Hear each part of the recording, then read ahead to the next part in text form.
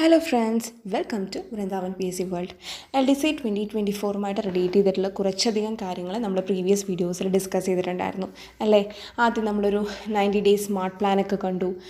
എങ്ങനെ SCERT ചാപ്റ്റേഴ്സൊക്കെ ഉൾക്കൊള്ളിച്ചുകൊണ്ട് എല്ലാ പോർഷനും നല്ല രീതിയിൽ കവർ ചെയ്തുകൊണ്ട് നമുക്ക് നന്നായി പഠിക്കാം എന്നുള്ളത് കണ്ടു. അതുപോലെ തന്നെ ഇംഗ്ലീഷും മലയാളവും എങ്ങനെ ഇഫക്റ്റീവായിട്ട് പഠിക്കാം, അതിൻ്റെ കുറച്ച് techniques and my study methods എന്നുള്ള രീതിയിൽ അത് കണ്ടിരുന്നു അല്ലേ. പിന്നീട് നമ്മൾ ഇമ്പോർട്ടൻ്റ് ആയിട്ടുള്ളൊരു ടോപ്പിക്കായ സുപ്രധാന നിയമങ്ങളെ സംബന്ധിച്ചിട്ടുള്ള കുറച്ച് കാര്യങ്ങൾ, അതായത് എങ്ങനെയാണ് നമ്മളതിലുള്ള കാര്യങ്ങളൊക്കെ പഠിക്കേണ്ടത്, ഏതാണ് കൂടുതൽ ഫോക്കസ് ചെയ്ത് പഠിക്കേണ്ടത് എന്നുള്ള കാര്യങ്ങളൊക്കെ നമ്മൾ പ്രീവിയസ് വീഡിയോയിൽ ഡിസ്കസ് ചെയ്തിരുന്നു. SCERT ക്വസ്റ്റ്യൻസും അതുപോലെ പ്രീവിയസ് ഇയർ ക്വസ്റ്റ്യൻസും അതിൽ നോക്കിയിരുന്നു. അപ്പോൾ ഇന്നത്തെ വീഡിയോയിൽ നമ്മൾ ഉദ്ദേശിക്കുന്നത് എന്താണെന്ന് വെച്ച് കഴിഞ്ഞാൽ കുറേയധികം ടോപ്പിക്സ് നമ്മൾ കണ്ടല്ലോ, എങ്ങനെയൊക്കെ പഠിക്കണം, എന്തൊക്കെ പഠിക്കണം എന്നുള്ളത്. ഇനി നമ്മൾക്ക് ഏറ്റവും ഇമ്പോർട്ടൻ്റ് ആയിട്ടുള്ള മറ്റൊരു സെക്ഷൻ ഏതാണ് സിലബസിൽ? സയൻസ് റിലേറ്റഡ് ആയിട്ടുള്ള കാര്യങ്ങളാണ് അല്ലേ. സയൻസ് എന്ന് പറയുന്നതിൽ ഓൾമോസ്റ്റ് നമുക്ക് 12 മാർക്സാണ് വരുന്നത് സയൻസ് വിഭാഗത്തിൽ നിന്ന്. അപ്പോൾ മിക്കവർക്കും എന്താണ്, സയൻസിനോട് അത്ര താല്പര്യമില്ലാത്തവരുണ്ടാകാം, മറ്റുള്ള സബ്ജക്ട്സിനോടൊക്കെ ഇഷ്ടമുള്ളവരും ഉണ്ടാകാം. അപ്പോൾ ഈ സയൻസ് SCERT ചാപ്റ്റേഴ്സൊക്കെ ഇൻക്ലൂഡ് ചെയ്ത് എങ്ങനെ നമുക്ക് നന്നായി പഠിക്കണം, ഏതൊക്കെ കാര്യങ്ങൾ കൂടുതൽ ഫോക്കസ് ചെയ്ത് പഠിക്കണം, നല്ല രീതിയിൽ സ്കോർ ചെയ്യാൻ പാകത്തിന് എന്നുള്ളതാണ് കേട്ടോ നമ്മൾ ഇന്നത്തെ വീഡിയോയിൽ ഡിസ്കസ് ചെയ്യാൻ ഉദ്ദേശിക്കുന്നത്. ഓക്കെ, അപ്പോൾ നോക്കി, അതിൽ ആദ്യം ബയോളജി, പബ്ലിക് ഹെൽത്ത്, അതായത് ജീവശാസ്ത്രവും പൊതുജനാരോഗ്യവും എന്നുള്ള ഭാഗത്ത് നിന്ന് 6 മാർക്സാണ്. ദെൻ ഫിസിക്സിൽ നിന്ന് 3 മാർക്സും കെമിസ്ട്രിയിൽ നിന്ന് 3 മാർക്സും. അപ്പോൾ നമുക്ക് ഇതിൽ നിന്ന് വ്യക്തമാണ് കാര്യം, ബയോളജി റിലേറ്റഡ് ആയിട്ടുള്ള കാര്യങ്ങൾ, അതായത് ബയോളജി പ്ലസ് പബ്ലിക് ഹെൽത്ത് എന്നുള്ളതിൽ നിന്ന് നമ്മൾ കുറച്ചും കൂടെ കൂടുതൽ നന്നായി പഠിക്കേണ്ടതുണ്ട് അല്ലേ. കുറച്ചും കൂടുതൽ ക്വസ്റ്റ്യൻസ് അതിൽ നിന്നാണ് വരുന്നത്.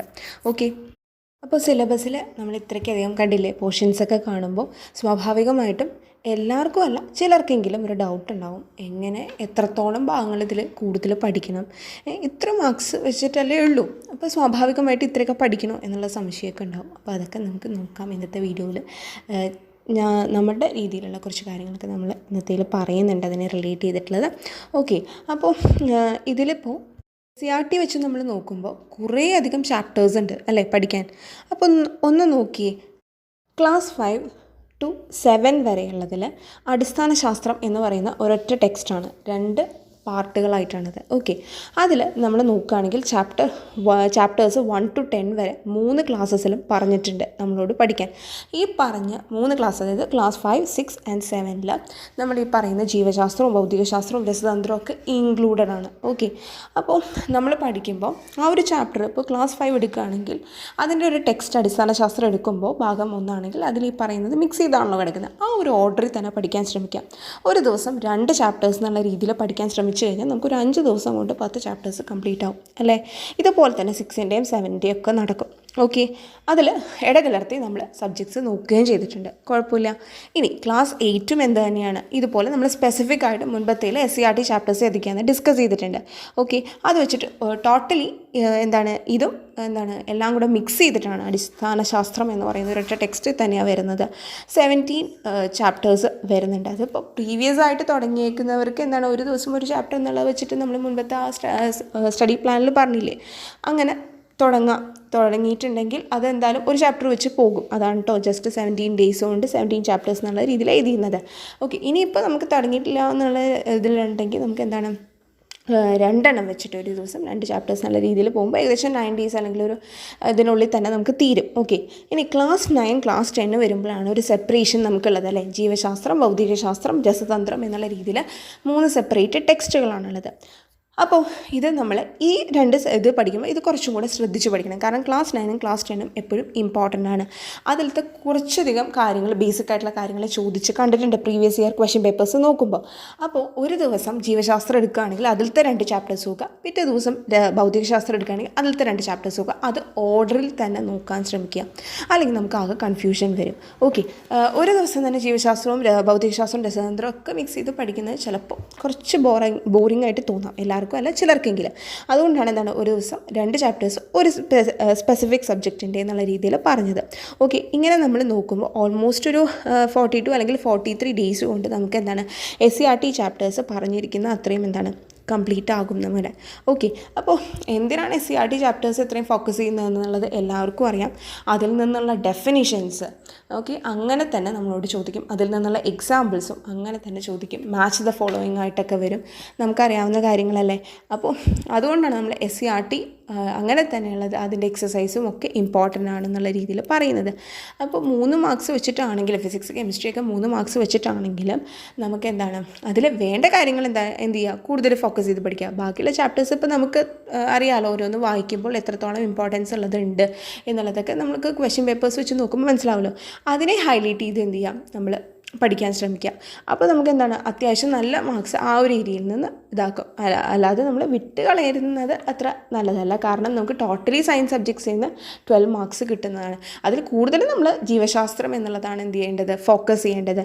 ഓക്കെ, അപ്പോൾ ഈ ഒരു ഇത് വെച്ചിട്ട് ഇത് നമ്മുടെ ഒരു പെർസ്പെക്റ്റീവിൽ നിന്നുകൊണ്ട് പറയുന്നതാണ്. ഇങ്ങനൊരു രീതിയിൽ SCERT ചാപ്റ്റേഴ്സ് കവർ ചെയ്യുന്നത് നല്ലതായിരിക്കും എന്നുള്ള രീതിയിൽ. ഓക്കെ, അപ്പോൾ കൂടുതൽ നമുക്ക് എന്താണ് അടുപ്പ് തോന്നില്ല. അപ്പോൾ SCERTക്ക് അതിൻ്റേതായ പ്രാധാന്യം കൊടുത്ത് തന്നെ നമ്മൾ എന്ത് ചെയ്യണം, പഠിക്കണം. കാരണം അതിൽ നിന്നുള്ളത് അങ്ങനെ തന്നെ ചോദിക്കും. പക്ഷേ ഇതിൽ ഏതൊക്കെയാണ് കൂടുതൽ ഫോക്കസ് ചെയ്ത് പഠിക്കേണ്ടതെന്നുള്ളതെന്നൊക്കെ നമുക്കൊന്ന് ജസ്റ്റ് നോക്കിയാലോ. ഓക്കെ, അപ്പോൾ അതിൽ ആദ്യം നമ്മൾ നോക്കാൻ പോകുന്നത് എന്താണെന്ന് വെച്ച് കഴിഞ്ഞാൽ ജീവശാസ്ത്രവും പൊതുജനാരോഗ്യവും. അപ്പോൾ സിലബസിൽ ഇതിൽ പറഞ്ഞിരിക്കുന്നതിലും കുറച്ച് കാര്യങ്ങളും കൂടെ എക്സ്ട്രാ നമുക്ക് കാണാൻ സാധിക്കും. അപ്പോൾ അതിൻ്റെയൊക്കെ കുറച്ചും കൂടെ ലേറ്റസ്റ്റ് ഡെവലപ്മെൻറ്റ്സ് അല്ലെങ്കിൽ കറണ്ട് അഫയേഴ്സ് എന്നുള്ള രീതിയിൽ പഠിക്കുക, എസ്പെഷ്യലി പരിസ്ഥിതി റിലേറ്റഡ് ആയിട്ടുള്ള കാര്യങ്ങൾ. ഓക്കെ, അപ്പോൾ ആദ്യം ഇതിലിപ്പോൾ പറയുന്നത് ശരീരത്തെ സംബന്ധിക്കുന്ന കാര്യങ്ങളാണ്. അതിൻ്റെ അടിസ്ഥാന വിവരങ്ങൾ തീർച്ചയായും നമ്മൾ പഠിച്ചിരിക്കണമെന്ന് സിലബസിൽ പറഞ്ഞിട്ടുണ്ട് അല്ലേ. അപ്പോൾ സെല്ല്, ടിഷ്യൂസ്, അതുപോലെ തന്നെ അവയവങ്ങൾ, അതുപോലെ എന്താണ് ആന്തരിക അവയവങ്ങൾ, ബാഹ്യ അവയവങ്ങൾ, അതുപോലെ തന്നെ എന്താണ് അതിൻ്റെ ഇപ്പോൾ ഇൻറ്റേർണൽ സ്ട്രക്ചേഴ്സ് ചോദിക്കുകയാണെങ്കിൽ അതും ഒക്കെ നമ്മൾ തീർച്ചയായിട്ടും മനസ്സിലാക്കിയിരിക്കണം. ഗ്രന്ഥികൾ, ഹോർമോൺസ്, എൻസൈംസ്, ഇതിനെയൊക്കെ റിലേറ്റ് ചെയ്തിട്ടുള്ള കുറേയധികം കാര്യങ്ങൾ നമ്മൾ ഈ SCERT ടെക്സ്റ്റിൽ ഒരു ഓർഡറിൽ ഇപ്പോൾ 9th-ലും 10th-ലൊക്കെ നല്ലോണം പഠിക്കുന്നുണ്ട്. ഓക്കെ, ഇയർ ഇതിൻ്റെയൊക്കെ ഇൻറ്റേർണൽ സ്ട്രക്ചേഴ്സൊക്കെ പഠിക്കുന്നുണ്ടല്ലോ. അപ്പോൾ അതൊക്കെ കൂടുതലും 9th-ഉം 10th-ഉം നമ്മൾ ഫോക്കസ് ചെയ്യണം ടെക്സ്റ്റുകൾ. ഓക്കെ, അതാകുമ്പോൾ എന്താണ് കുറച്ചും കൂടെ ഇൻറ്റേർണൽ കാര്യങ്ങൾ നല്ലവണ്ണം പറയുന്നുണ്ട്. ഓക്കെ, അപ്പോൾ അതൊരിക്കലും വിട്ടുകളയാൻ പാടില്ല. കാരണം ഇത് നമ്മൾ എല്ലാത്തിലും കൃത്യമായിട്ട് ചോദിച്ച് കണ്ടിട്ടുണ്ട് പല ക്വസ്റ്റ്യൻ പേപ്പേഴ്സിലും. അപ്പോൾ തീർച്ചയായിട്ടും പഠിക്കേണ്ട കാര്യങ്ങളാണ് ശരീരത്തെ സംബന്ധിക്കുന്ന കാര്യങ്ങൾ. നമ്മൾ ആ ഒരു ഇൻട്രസ്റ്റോട് കൂടി തന്നെ പഠിക്കുക. അപ്പോൾ നമുക്ക് കുറച്ചും കൂടി രസകരമായിട്ട് തോന്നും. നമ്മുടെ ശരീരത്തിനുള്ളിൽ നടക്കുന്ന പ്രവർത്തനങ്ങളെ ആ ഒരു ആകാംക്ഷയോട് കൂടി തന്നെ പഠിക്കുകയാണെങ്കിൽ നമുക്ക് കാര്യങ്ങൾ മനസ്സിലാകുകയും ചെയ്യും. നമുക്ക് കൺഫ്യൂഷൻസ് ഒന്നും വരില്ല. ഓക്കെ, അപ്പോൾ അതൊരിക്കലും മിസ്സാക്കാൻ പാടില്ലാത്ത കാര്യങ്ങളാണ്. അതിനെ സംബന്ധിച്ചിട്ടുള്ള എല്ലാ കാര്യങ്ങളും നമ്മൾ തീർച്ചയായിട്ടും മനസ്സിലാക്കിയിരിക്കണം. നമുക്ക് ഒന്നും തന്നെ വിട്ടുകളയാൻ സാധിക്കില്ല. അപ്പോൾ ആ ഒരു ഇൻട്രസ്റ്റോടു കൂടി തന്നെ പഠിക്കുക, കണ്ടിന്യൂസ് ആയിട്ട്. അതായത് ഈ ഇടവിട്ട് ചാപ്റ്റേഴ്സ് പഠിക്കാതെ അതിൻ്റെ ഒരു തുടർച്ച എന്നുള്ള രീതിയിൽ ഓരോ ചാപ്റ്റേഴ്സ്, അതായത് ആ ഒരു ഓർഡറിൽ പഠിക്കുക കേട്ടോ. നെക്സ്റ്റ് ജനിതക കാര്യങ്ങളാണ്. അതായത് ജനറ്റിക്സ് എന്ന് പറയുന്ന സംഭവങ്ങളിൽ നിന്നും ചോദ്യങ്ങൾ ചോദിച്ചു കണ്ടിട്ടുണ്ട്. ക്രോമസോം, അതായത് മനുഷ്യ ശരീരത്തിലെ ക്രോമസോമുകളുടെ എണ്ണം എത്ര സെറ്റ് ഉണ്ട്, പെയറായിട്ട് ചോദിക്കാം, അല്ലാതെ ചോദിക്കാം. ക്രോമസോം ഡിസോർഡേഴ്സ്, ക്രോമസോമിൽ ഉള്ള എണ്ണത്തിൻ്റെ ഡിഫറൻസസിൽ ഡിസോർഡറുകളുണ്ട് കുറേയധികം. ഓക്കെ, ഡൗൺ സിൻഡ്രോം എന്നൊക്കെ പറഞ്ഞ് കേട്ടിട്ടുണ്ടല്ലേ, ടേണേഴ്സ് സിൻഡ്രോം, ഇതൊക്കെ ചോദിച്ചും കണ്ടിട്ടുണ്ട്. അപ്പോൾ അത് ജനറ്റിക്കലി ആയിട്ടുള്ള രോഗങ്ങളുണ്ട്. ഓക്കെ, ജനറ്റിക് ഡിസോർഡേഴ്സ് എന്ന് പറയില്ലേ, അതും ഇമ്പോർട്ടൻ്റ് ആണ്. നമുക്ക് 10th-ലൊക്കെ പഠിക്കുന്നതാണ് നമ്മളത്. ഓക്കെ, അപ്പോൾ ആ ഒരു കാര്യങ്ങൾ നമ്മൾ എന്ത് ചെയ്യണം, കൃത്യമായിട്ട് മനസ്സിലാക്കണം. ഓക്കെ, അതൊക്കെ ചോദിച്ച് കണ്ടിട്ടുണ്ട്. നെക്സ്റ്റ് രോഗങ്ങളാണ്. രോഗങ്ങളെ സംബന്ധിച്ച് നമ്മൾ പറയുമ്പോൾ കണ്ടേജിയസ് ആയിട്ടുള്ളത്, അതായത് സാംക്രമിക രോഗങ്ങളുമുണ്ട്, അതുപോലെ തന്നെ എന്താണ് നമുക്ക് കണ്ടേജിയസ് അല്ലാത്തതുണ്ട് കേട്ടോ. എന്തായാലും കൂടുതലും നമ്മൾ ചോദിച്ചു കണ്ടേക്കുന്നത് എങ്ങനെയാണ്, കണ്ടേജിയസ് ആയിട്ടുള്ള രോഗങ്ങളാണ്. അതിൽ സ്പെഷ്യലായിട്ട് ഏത് രോഗാണുവാണത് പരത്തുന്നത്, ഓക്കെ, പരത്തുന്നതല്ല, ഏത് രോഗാണു മൂലമാണത് ഉണ്ടാകുന്നത്, പരത്തുന്ന വഴി, അതായത് ഏജൻറ്റ് ഏതാണ്, അതുപോലെ തന്നെ അതിനുപയോഗിക്കുന്ന ടെസ്റ്റ്, ഓക്കെ, അത് ഡിറ്റക്റ്റ് ചെയ്യാൻ ഉപയോഗിക്കുന്ന, കണ്ടുപിടിക്കാൻ ശ്രമിക്കുന്ന ടെസ്റ്റ് ഏതാണ് എന്നുള്ള കാര്യങ്ങളും എന്താണ് കൂടുതലായിട്ടും ചോദിച്ചു കണ്ടിട്ടുണ്ട്. പാപ്സ്മിയർ ടെസ്റ്റ് എന്നൊക്കെ പറഞ്ഞ് കേട്ടിട്ടില്ലേ. അതുപോലെ എയ്ഡ്സ് ഡിറ്റക്റ്റ് ചെയ്യാനുള്ള ടെസ്റ്റ്, ഇതൊക്കെ എന്താണ് ഒരു ടെസ്റ്റ് മാത്രമല്ല ഒരു രോഗത്തിനുള്ളത്, പല ടെസ്റ്റുകളുണ്ട്. ഓക്കെ, വെസ്റ്റേൺ ബ്ലോട്ട് ടെസ്റ്റ് എന്നൊക്കെ കേട്ടിട്ടില്ലേ. കേവലം ഒരു രോഗത്തിന് പല ടെസ്റ്റുകളുണ്ടാവും. ഓക്കെ, അപ്പോൾ അത് വളരെയധികം ശ്രദ്ധിച്ച് നോക്കണം. പല ചോദ്യപേപ്പറുകളിലും LDC റിലേറ്റഡ് ആയിട്ടുള്ളതിലും നമ്മളത് കണ്ടിട്ടുണ്ട് അല്ലേ. നെക്സ്റ്റ് എന്താണ്, നമ്മുടെ വിറ്റാമിൻ ഡെഫിഷ്യൻസി ഡിസീസസ് ആണ്.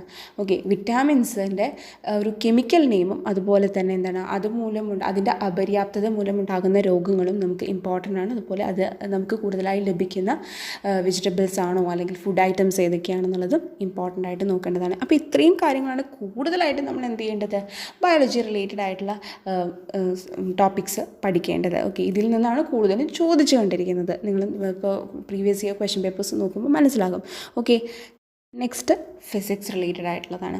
ഫിസിക്സ് റിലേറ്റഡ് ആയിട്ട് പഠിക്കുമ്പോൾ നമുക്ക് ഓരോ ചാപ്റ്റേഴ്സ് എടുത്താലും അതിൻ്റെ ഏറ്റവും ബേസിക് ആയിട്ടുള്ള കാര്യങ്ങളുണ്ട്. ഓക്കെ, നമുക്ക് ഓരോന്ന് പഠിക്കുമ്പോഴും അതിൻ്റെ ഡെഫിനിഷനുകൾ കാണാൻ പറ്റും. അപ്പോൾ നമ്മൾ ഇംഗ്ലീഷ് മീഡിയത്തിൽ പഠിച്ചിരിക്കുന്നവരാണെങ്കിൽ അവർക്ക് പെട്ടെന്ന് മലയാളത്തിലേക്ക് വരുമ്പോൾ കുറച്ച് ബുദ്ധിമുട്ട് വരും, തീർച്ചയായിട്ടും വരും.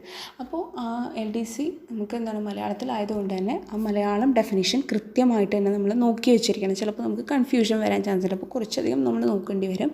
അല്ലാത്തവർക്ക് അത് ബുദ്ധിമുട്ട് വരില്ല. എനിവേ ഈ ഡെഫിനിഷൻസ് പഠിക്കുന്നതോടൊപ്പം അതിൻ്റെ examples especially daily life examples നമ്മൾ കൃത്യമായിട്ട് മനസ്സിലാക്കിയിരിക്കണം. അതുപോലെ തന്നെ യൂണിറ്റുകൾ. ഓക്കെ, ഇപ്പോൾ ഫോർ എക്സാമ്പിൾ നമുക്ക് 8ാം ക്ലാസ്സിലെ 9ാമത്തെ ചാപ്റ്റർ എന്ന് പറയുന്നത് ചലനവുമായിട്ട് റിലേറ്റ് ചെയ്തിട്ടാണ്. കുറേയധികം ക്വസ്റ്റ്യൻ പേപ്പേഴ്സിൽ നമുക്ക് ഈ ഒരു ഏരിയയിൽ നിന്ന് ചോദിച്ചിരിക്കുന്നത് കാണാൻ പറ്റും.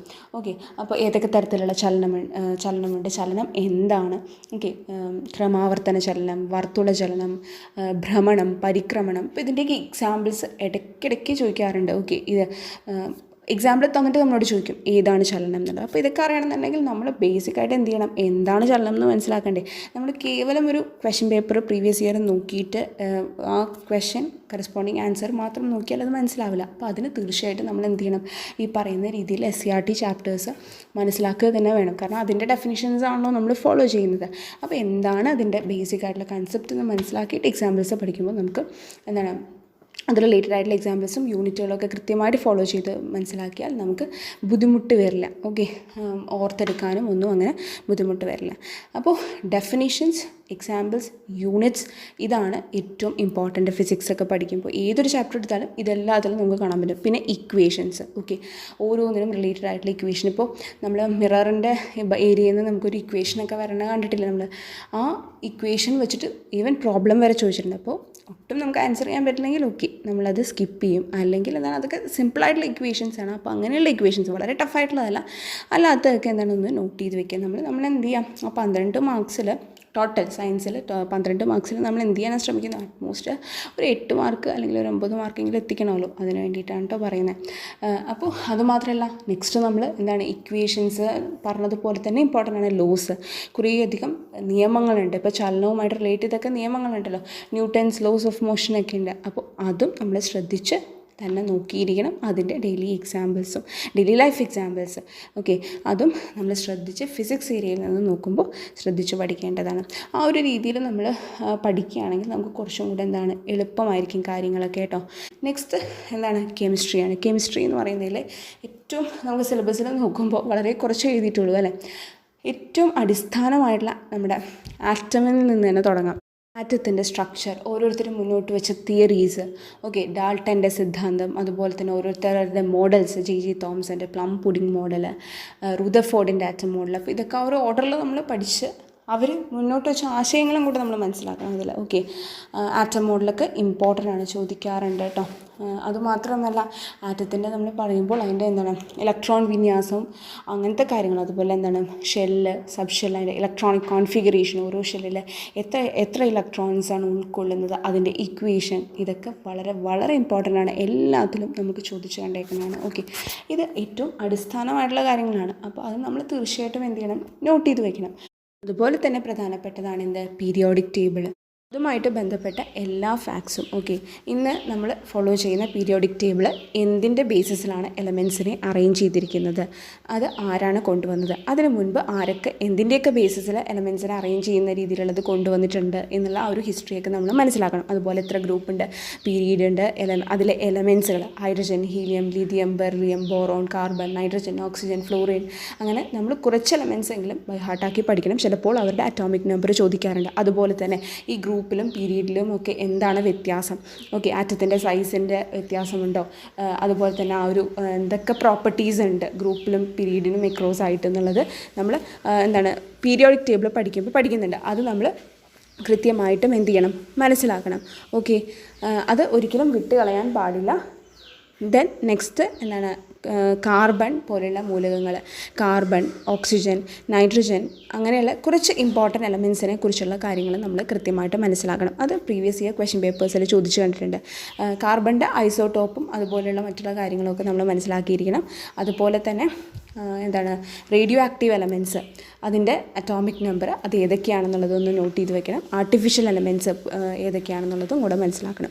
പിന്നീട് നമ്മൾ മെറ്റൽസ്, അതിൻ്റെ ഓസ്, അങ്ങനത്തെ കാര്യങ്ങളും നമ്മൾ കൃത്യമായിട്ട് മനസ്സിലാക്കണം. അതുപോലെ തന്നെ ലോസ് ഉണ്ടല്ലോ, കുറച്ച് ചാൾസ് ലോ, ബോയിൽസ് ലോ, അതൊക്കെ എന്താണെന്നും കൂടെ കൃത്യമായിട്ട് നോക്കി വെച്ചിരിക്കണം. കെമിക്കൽ റിയാക്ഷൻസും കൂടെ നോക്കി വെച്ചിരിക്കണം. അത് ക്വസ്റ്റ്യൻ പേപ്പേഴ്സ് നോക്കി മനസ്സിലാക്കിയാൽ മതി. കാരണം നമുക്ക് എല്ലാം നോക്കണം എന്ന് പറയാൻ പറ്റില്ലല്ലോ. ഓക്കെ, ഇമ്പോർട്ടൻ്റ് ആയിട്ടുള്ളത് മാത്രം നോക്കി വെച്ചേക്കാം. അപ്പോൾ ഇന്നത്തെ വീഡിയോയിൽ പറഞ്ഞിരിക്കുന്ന കാര്യങ്ങളൊക്കെ നിങ്ങൾക്ക് ഹെൽപ്ഫുള്ളായി കാണുമെന്ന് വിചാരിക്കുന്നു. സയൻസിൻ്റെ സിലബസ് അനുസരിച്ച് എല്ലാം കവർ ചെയ്യാൻ പറ്റിയില്ലെങ്കിൽ കൂടി അറ്റ്ലീസ്റ്റ് നമ്മൾ ഇന്ന് പറഞ്ഞിരിക്കുന്നതെങ്കിലും കവർ ചെയ്ത് കഴിഞ്ഞാൽ നമുക്ക് നല്ല രീതിയിൽ സ്കോർ ചെയ്യാൻ പറ്റും കേട്ടോ. ഓക്കെ, ആ ഒരു രീതിയിലൊക്കെ ഒന്ന് പഠിച്ചു നോക്കുക. നമുക്ക് നെക്സ്റ്റ് വീഡിയോയിൽ കാണാം. അപ്പോൾ ഇതുവരെ ഈ ചാനൽ സബ്സ്ക്രൈബ് ചെയ്യാത്തവർ തീർച്ചയായും സബ്സ്ക്രൈബ് ചെയ്യാനും ലൈക്ക് ചെയ്യാനും ഷെയർ ചെയ്യാനും ഒന്നും മറക്കരുത് കേട്ടോ.